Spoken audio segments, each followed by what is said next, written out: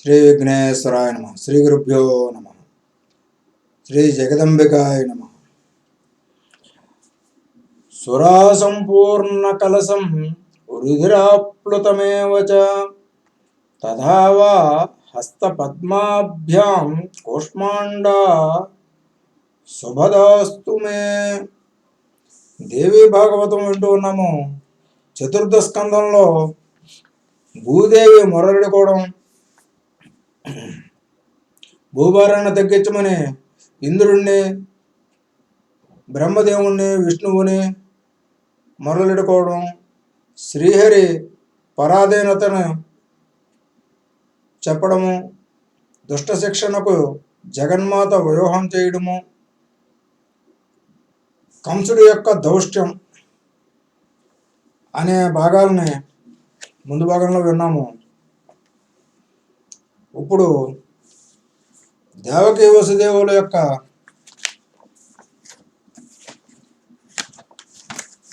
సంవాదం విందాం.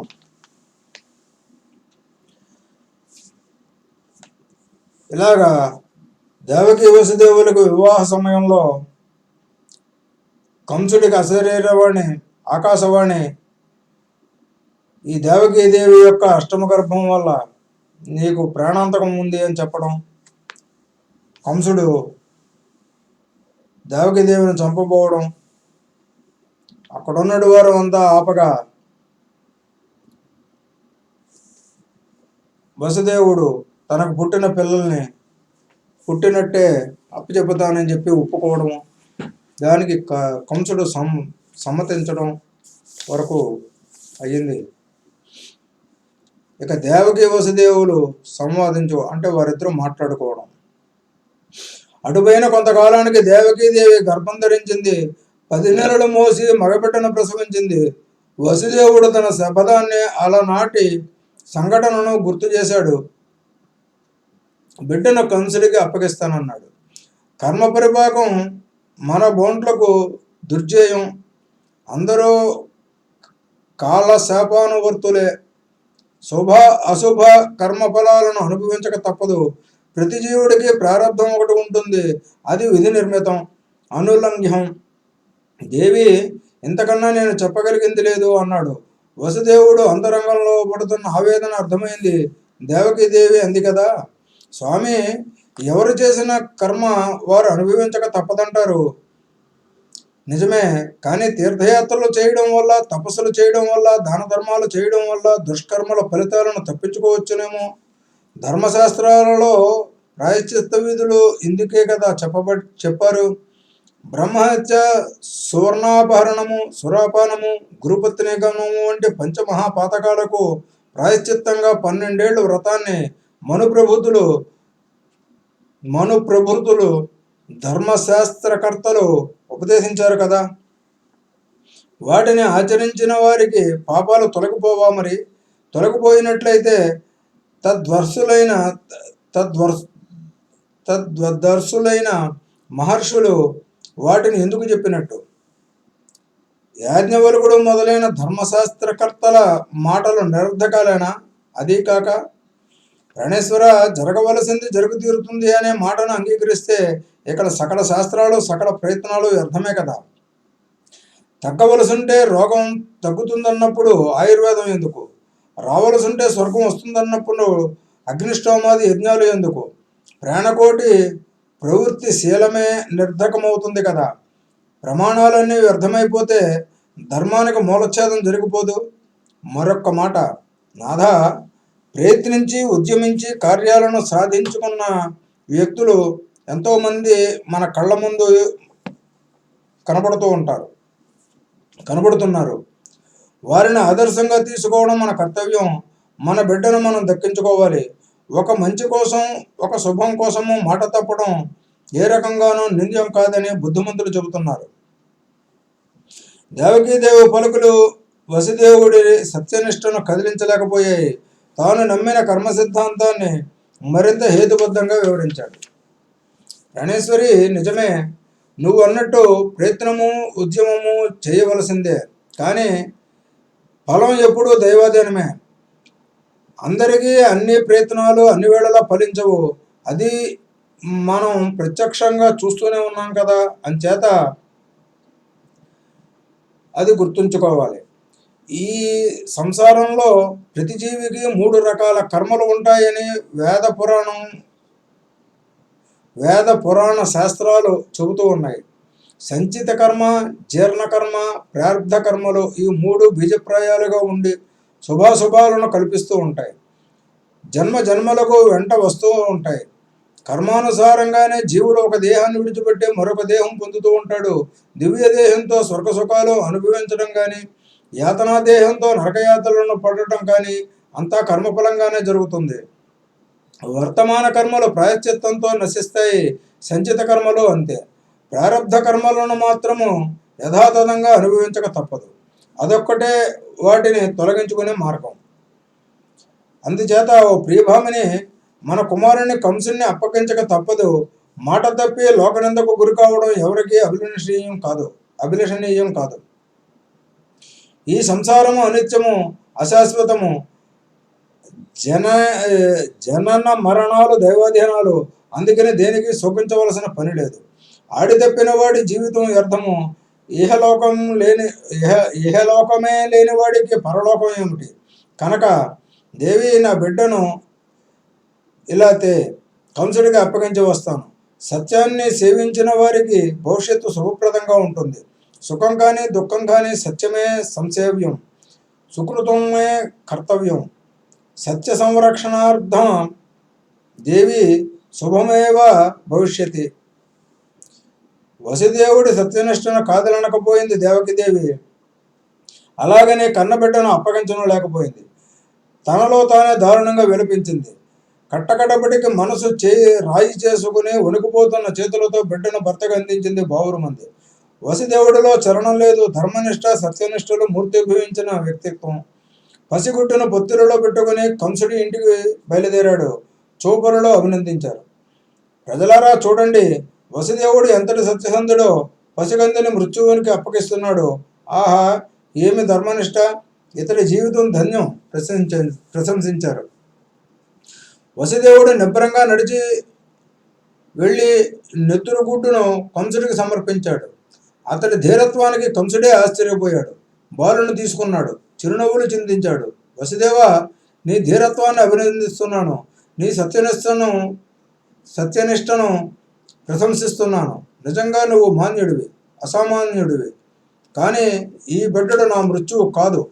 నువ్వు హాయిగా తీసుకుపోవచ్చు. 8వ కాన్పు నాడు పుట్టినవాడే నా పాలిటి యమధర్మరాజు అని కదా శరీరవాణి చెప్పింది. కాబట్టి అష్టమగర్భ సంజాతుడిని మాత్రము నాకు తెచ్చి అప్పగించు అని చెప్పి పంపించి వేశాడు. వసుదేవుడు పసిగందును తీసుకుని ఇంటికి తిరిగి వచ్చేశాడు. కంసుడి నిర్ణయాన్ని అందరు మంత్రులు హర్షించారు.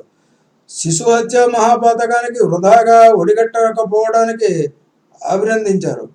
కొలువు చాలించి ఎవరి గృహాలకు వాళ్ళు వెళ్ళిపోయారు. కాసేపటికి నారద మహర్షి వచ్చాడు. అభ్యుత్థాన అంటే ఎదురు వెళ్ళడం, అర్ఘ్యపాద్యాది సత్కారాలు యథావిధిగా నిర్వహించాడు ఉగ్రసేన సుతుడు అంటే కంసుడు. కుశల ప్రశ్నలు అయ్యాయి. రాకొక కారణం ఏమిటో తెలుసుకోవచ్చునా మహర్షి అని వినయంగా అడిగాడు కంసుడు. కంస, ఆ మధ్య నేను ఒక రోజున మేరు పర్వతానికి వెళ్ళాను. అప్పుడు అక్కడ బ్రహ్మాది దేవతలు సమావేశమై తీవ్రంగా సమాలోచనలు జరుపుతున్నారు. మంత్రాంగం నిర్వహించారు. నిన్ను సంహరించడానికి విష్ణుమూర్తి దేవకీ వసుదేవులకు పుత్రుడిగా జన్మిస్తాడట. నువ్వేమో చేతికి చిక్కిన శత్రువును సంహరించకుండా పంపించి వేశావు. ఎంత తెలివి తక్కువ వాడవయ్యా! రాజనీతి తెలిసిన వాడు ఎవడైనా ఇలా చేస్తాడా? నారద, అశరీరవాణి మాట ప్రకారము అష్టమగర్భం నా శత్రువు. వాడిని చంపుతాను. వృధాగా ఈ శిశువులనందరినీ సంహరించి పాపం ముట్టగట్టుకోవడం ఎందుకు? కంస, ఇందుకే నిన్ను వెర్రివాడు అంటున్నాను. దేవతల మాయాబలం నీకు తెలియదు. అల్పుడైన శత్రువును ఉపేక్షించకూడదు అనేది అతి సామాన్యమైన రాజనీతి. ఇది నీకు తెలియదు. అష్టమగర్భం అంటున్నావు. ఏది అష్టమగర్భము? నువ్వు ఎలా లెక్క కడతావు? ఏది కలపాలో ఏది తీసివేయాలో తెలుసా? నీ అంతటి మూర్ఖుణ్ణి నేనెక్కడా చూడలేదు. అయినా నాకెందుకులే అని నారదుడు వెళ్ళిపోయాడు. వెంటనే కంసుడు వసుదేవుణ్ణి ఇంటికి మనుషులు పంపాడు. పసిబిడ్డను తెప్పించాడు. రాతి బండకు విసిరి కొట్టాడు. మందబుద్ధి సుఖంగా నిద్రపోయాడు. సౌనకాది మహామునులరా, శ్రీకృష్ణ జన్మ వృత్తాంతము శ్రద్ధగా ఆలకిస్తున్నారు కదా అని సూతుడు మధ్యలో ఒకసారి హెచ్చరిక చేశాడు. అనంతరం కథ కొనసాగిస్తూ, జనమేజయుడికి నారదుడి వ్యవహారం దారుణం అనిపించింది. వ్యాస మహర్షిని అడిగాడు. మహర్షి, ఆ పసిగుడ్డు ఏ మహాపాపం చేశాడని కంసుడు ఎందుకు చంపినట్టు? నారద మహర్షి కదా, మహాజ్ఞాని కదా, ధర్మతత్వరుడు అంటారే అందరూను. బ్రహ్మవేత్త అయ్యుండి ఇంతటి మహాపాపం చేయిస్తాడా? కర్త కారయిత ఇద్దరు పాపపుణ్యాలకు సమభాగులే కదా. ఇంతటి నీచానికి ఎలా ప్రేరేపించాడు? ఏ కర్మ విపాకం వల్ల ఆ పసిబాలుడు అలాంటి దుర్మరణానికి గురయ్యాడు? ఇవన్నీ సందేహాలే. పితామహ, నువ్వే తీర్చాలి. జనమేజయ నారదుడు కలహప్రియుడు. ఆయనకి అన్ని సరదాలే. కౌతుక ప్రేక్షకుడు దేవకార్యం చక్కబెట్టడానికి వచ్చి అలా చేయించాడు. అతడిది మిథ్యాశీలం కాదు, అసత్య భాషణుడు కాడు. దేవకార్యం నిర్వర్తించడమే అతడికి ఎల్లవేళలా కర్తవ్యం. ఆ విషయంలో అంతఃశుచి బహిశుచి ఉన్నవాడే. నారదుడి ప్రేరణతో కంసుడు పుట్టిన వారిని పుట్టినట్లు 6 బాలకులను సంహరించాడు. వీరంతా శాపయోగం వల్ల గర్భవాస దుఃఖం అనుభవించి దేవకీ సుతులుగా జన్మించి కంసుడి చేతిలో మరణించి ముక్తి పొందారు. ఆ శాపం ఏమిటో ఎలా దాపురించిందో చెబుతాను, విను. నీ ఆందోళన చల్లారుతుంది. షడ్బర్గుల వృత్తాంతము. స్వయంభవ మన్వంతరంలో ఊర్ణాదేవి మరీచులకు 6 పుత్రులు జన్మించారు. అందరూ మహాబలశాలులు, ధర్మతత్పరులు. బ్రహ్మదేవుని కూతురు పట్ల కాముకుడు అవ్వడాన్ని గమనించి వీరు పరిహసించారు. దానికి అలిగిన బ్రహ్మదేవుడు రాక్షసులుగా జన్మించండి అని వీరిని శపించాడు. అనంతరం కొంతకాలానికి వీరు 6 కాలనేమికి సుతులే జన్మించారు. అటుపైన హిరణ్యకశిపుడికి పుత్రులయ్యారు. రాక్షస వంశంలో పుట్టిన సహజంగా జ్ఞానులు కనుక శాంతచిత్తులే తపస్సు చేశారు. దానికి బ్రహ్మదేవుడు సంతోషించాడు. బాలకులారా, పూర్వం ఒకప్పుడు క్రోధంతో మిమ్మల్ని శపించాను, ఇప్పుడు మీ తపస్సులకు సంతోషించాను. ఏదైనా వరం కోరుకోండి, ఇస్తాను అన్నాడు. బ్రహ్మదేవ, అయితే మాకు దేవ మానవ గంధర్వోరగా సిద్ధులెవరి వల్ల మరణం లేకుండా వరం అనుగ్రహించు అని వారు వేడుకున్నారు. చతుర్ముఖుడు అంగీకరించాడు, అదృశ్యమయ్యాడు. హిరణ్యకశిపుడికి ఈ వార్త తెలిసింది. అతి క్రుద్ధుడు అయ్యాడు. నన్ను వదిలేసి మీరు వరాలు పొంది కులుకుతారా అని మండిపడ్డాడు. నన్ను మీరు వదిలేశారు కాబట్టి నేను మిమ్మల్ని వదిలేస్తున్నాను. పొండి, పాతాళానికి పొండి, అక్కడ నిద్రావసలై పడి ఉండండి. ఎప్పటికో దేవకీ గర్భంలో ఏటేటా ఒక్కొక్కరుగా జన్మించండి. ఈ క్రిందటి జన్మలో మీ తండ్రి కాలనేమి అప్పుడు కంసుడిగా ప్రభవిస్తాడు. అతడి చేతిలో మీరు శిశువులుగానే మరణిస్తారు. ఇది నా శాపం. మీరు పొందిన వరాన్ని వృధా చేసే శాపం పొండి. మీరు పొందిన వరాన్ని వృధా చేసే శాపం పొండి, పాతాళానికి పోయి నిద్రపోండి అన్నాడు హిరణ్యకశిపుడు. జనమేజయ, అలా శక్తులే జన్మించిన షడ్బర్గులను కంసుడు వధించి శాపవిముక్తి కలిగించాడు.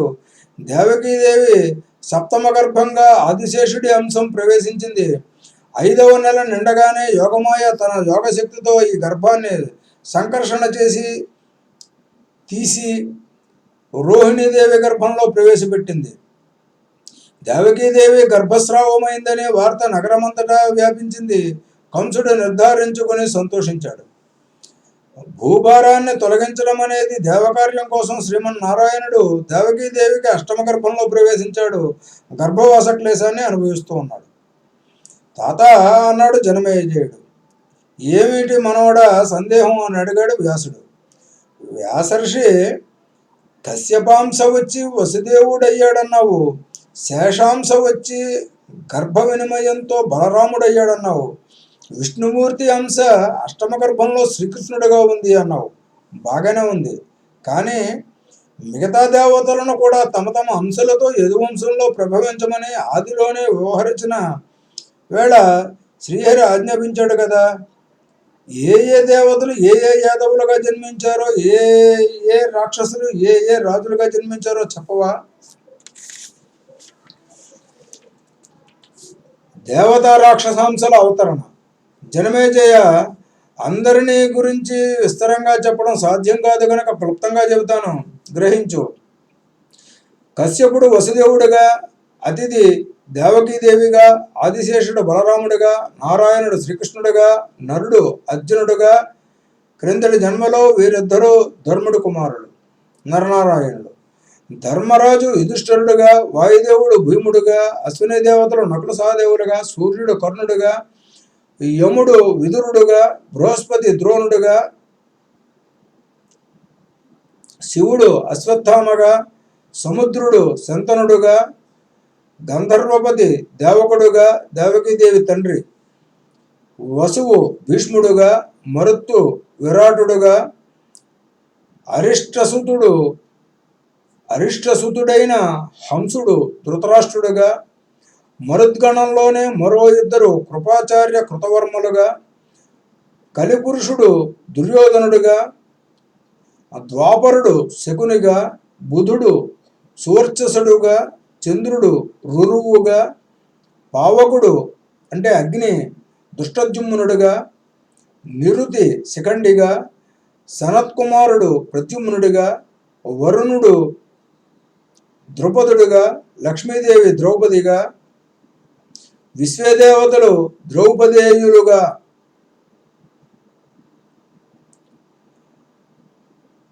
సిద్ధి కుంతిగా, ధృతి మాద్రిగా, మతి గాంధారిగా, అప్సరసలు కృష్ణపత్నులుగా, ఇంద్రశత్రువులైన రాక్షసులు రాజుగా, హిరణ్యకశిపుడు శిశుపాలుడుగా, విప్రజిత్తు జరాసంధుడుగా, ప్రహ్లాదుడు శల్యుడుగా, కాలనేమి కంసుడుగా, హైగ్రీవ రాక్షసుడు కేసిగా, బలికుమారుడైన అరిష్టుడు కుకుద్మిగా, అనుహ్లాదుడు దృష్టకేతుడుగా, భష్కలుడు భగదత్తుడుగా, లంబ ప్రళంబకులు ఖరధేనుకులుగా, వారాహ కిశోరులు చాణూర ముష్టికులుగా, దితిపుత్రుడైన అరిష్టుడు కువలయనాగం అంటే ఏనుగుగా, బలిపుత్రిక బకిగా, దానికి తమ్ముడు బకాసురుడుగా జన్మించారు. జన్మేజయ, ఇక్కడ మరొక విశేషం నువ్వు గ్రహించాలి. భూభారాన్ని తొలగించమని బ్రహ్మాది దేవతలు ప్రార్థించిన రోజున విష్ణుమూర్తి 2 శిరోజాలు తీసి వారికి ఇచ్చాడు. అందులో ఒకటి నల్లనిది, అది కృష్ణుడు. రెండవది తెల్లనిది, అది బలరాముడు. ఉగ్రసేన సుతుడు కంసుడు దేవకీ పుత్రులను 6 సంహరించాడు. సప్తమ గర్భం వీలిపోయిందని సంతోషించాడు. అష్టమ గర్భం ధరించిందని తెలిసినప్పటి నుంచి మృత్యుభయం పెరిగింది. స్వీయ రక్షణకు గర్భరక్షణకు మరింత కట్టుదిట్టమైన చర్యలు తీసుకున్నాడు. సరిగ్గా ఇదే సమయానికి గోకులంలో యోగమాయాదేవి యశోధర గర్భంలో ప్రవేశించింది. రోహిణీదేవి బలరాముణ్ణి సుఖంగా ప్రసవించింది. కంసుడు దేవకీదేవిని తెచ్చి కారాగారంలో బంధించాడు. లోపల బయట సేవకులను కాపలా పెట్టాడు. వసుదేవుడు భార్యకు దూరంగా ఉండలేక, అందున గర్భిణి ఒంటరిగా వదలలేక తాను వచ్చి కారాగారంలోనే ఉన్నాడు. కృష్ణ జననం. దేవతా సంస్థుతులు నిరంతరంగా వింటూ దేవకీ గర్భస్థ శిశువు దినదిన ప్రవర్ధమానుడయ్యాడు. 10 నెలలు నిండాయి. అది నీలమేఘాల శ్రావణ మాసము, ఇంద్రనీలాల కృష్ణపక్షము, శితికంఠ దేవతాకమైన అష్టమి తిథి, బ్రహ్మ దేవతాకమైన రోహిణి నక్షత్రము, సాయంకాలము. నీడలు మెల్లమెల్లగా కమ్ముకుంటున్నాయి. కంసుడు హడావుడిగా కారాగారానికి వచ్చాడు. ఖడ్గదారులై కావలి ఉన్న వారిని హెచ్చరించాడు.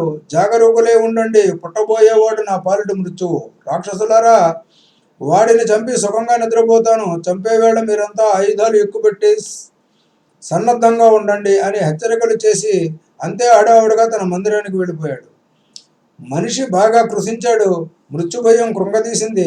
10 నెలలకు పైగా మనస్సుకు సుఖం లేదు, కంటికి కునుకు లేదు.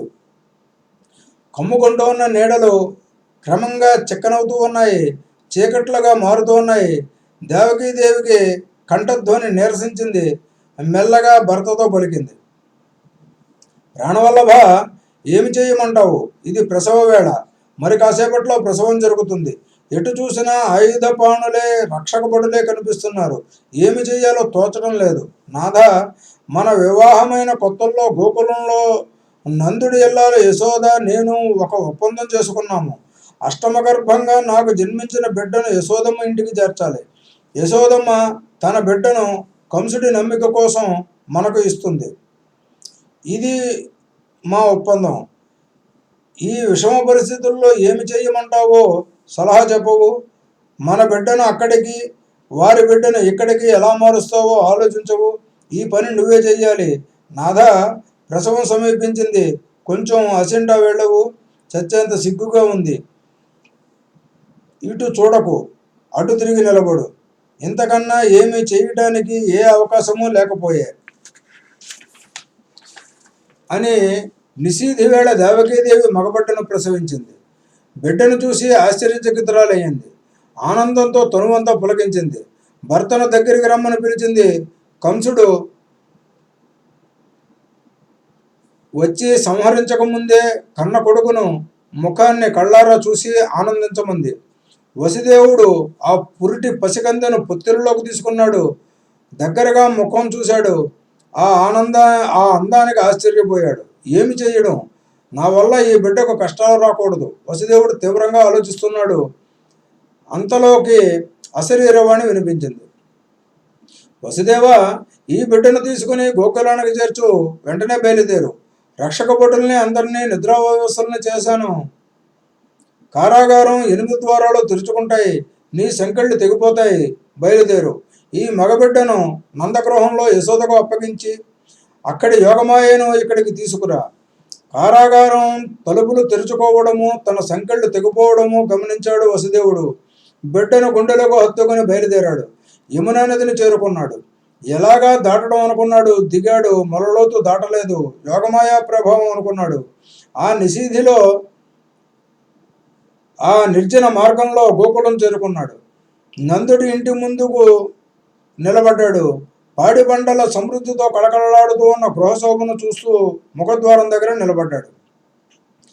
కారాగారంలో దేవకీదేవి మగబిడ్డను ప్రసవించిన సమయానికే ఇక్కడ యశోదాదేవి ఆడపిల్లను ప్రసవించింది. త్రిగుణ స్వరూపిణి యోగమాయ జన్మించింది. సైరంధ్రి రూపధారిణి అయి ఆదిపరాశక్తి ఆ ఆడపిల్లను తెచ్చి వసుదేవుడికి అందించింది. వసుదేవుడి చేతుల నుంచి మగబిడ్డను తీసుకుని లోపలికి వెళ్ళి యశోదమ్మ పక్కలో పరుండబెట్టింది. వసుదేవుడు త్వరగా కారాగారం చేరుకున్నాడు. అలికిడి కాకుండా పిల్లను దేవకీదేవి పక్కలో పరుండబెట్టాడు. క్షణకాలం నిశ్చేష్టుడై భయాతుడై ఏమి జరుగునో అని అవస్థలో నిలబడ్డాడు. ఆ క్షణంలో ఆ పసిబిడ్డ ఇప్పుడే జన్మించానన్నట్టు పెద్ద బిడ్డను రోధించింది. రక్షక భటులు ఉలిక్కిపడి లేచారు. పరుగున వెళ్ళి కంసుడికి సమాచారం అందించారు. మరుక్షణంలో కంసుడు అక్కడికి చేరుకున్నాడు. వసుదేవ, కొడుకుని తీసుకురా. అష్టమగర్భ సంజాతుడు కదా, ఇతడే నా మృత్యువు. ఇప్పుడే సంహరిస్తాను అని ఆజ్ఞాపించాడు. వసుదేవుడు భయంతో వణికిపోయాడు. కళ్ళల్లో నీళ్లు కక్కుకుంటూ పిల్లను తీసుకుని వెళ్ళి కంసుకి అప్పగించాడు. ఆడపిల్ల అని కంసుడు ఆశ్చర్యపోయాడు.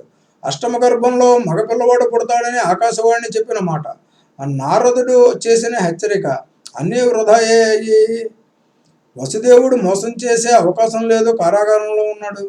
రక్షక భటులంతా సావధానులే కాపలా కాస్తూనే ఉన్నారు. మగపిల్లవాడే జన్మించి ఉంటే ఎక్కడికి పోయే అవకాశం లేదు. ఆడపిల్లే పుట్టి ఉంటుంది. సందేహించవలసిన అవసరం లేదు. అసలే కాలగతి విషమంగా ఉంది అని ఆలోచించి వెంటనే పాషాణ హృదయుడు కంసుడు ఆ బాలికను కాళ్ళు పట్టుకుని బండరాతి మీదకి విసిరాడు. చేతి నుంచి జారిన బాలిక ఆకాశానికి ఎగిరింది. దివ్య రూపం ధరించింది. మృదు స్వరంతో పలికింది, పాపాత్ముడా, నన్ను చంపి ఏమి ప్రయోజనము? బలవంతుడై నీ శత్రువు జన్మించాడు, నిన్ను సంహరిస్తాడు అని పలికి అదృశ్యమైంది. కంసుడు మరింత ఆశ్చర్యపోయాడు. తన మందిరానికి వెళ్ళాడు. బక, ధేనుక, వత్సాది దానవీరులను అందరినీ సమావేశపరిచాడు. లోపల భయం, పైకి క్రోధం. అరచి చెప్పాడు, దానవులారా, వెంటనే బయలుదేరి లోకం మీద పడండి. పుట్టిన ప్రతి మగబిడ్డను సంహరించండి. ఇది నా ఆజ్ఞ. పూతన, పిల్లలను చంపడంలో నేర్పరివి. నువ్వు గోకులానికి వెళ్ళు. ప్రతి శిశువును సంహరించు. ధేనుక, వత్సక, కేసి, ప్రళంబ, బక, మీరు కూడా అక్కడికే వెళ్ళండి. సావధానులై నా ఆజ్ఞను నెరవేర్తించండి అని ఆజ్ఞ జారీ చేసి తన సైనాగారంలోనికి వెళ్ళిపోయాడు. అదే ఆలోచన, అదే కలత నలిగిపోతూ ఉన్నాడు. తెల్లవారింది. గోకులంలో నందుని ఎంట మగబిడ్డ జన్మించాడని, ఉత్సవం జరుగుతోందని చారుల వర్తమానం తెచ్చారు. కంసుడు దృష్టి గోకులం మీద పడింది. అనుమానించాడు. నారదుడు లోగడ చెప్పనే చెప్పాడు, గోకులంలో దేవకి వసుదేవులే కాదు, నందయశోదాదులందరూ దేవాంశ సంభూతులని, నా శత్రువులని. ఈ మాట నిజమే అయ్యుంటుంది అనుకున్నాడు. స్వస్తి. శ్రీ జగదంబార్పణమస్తు.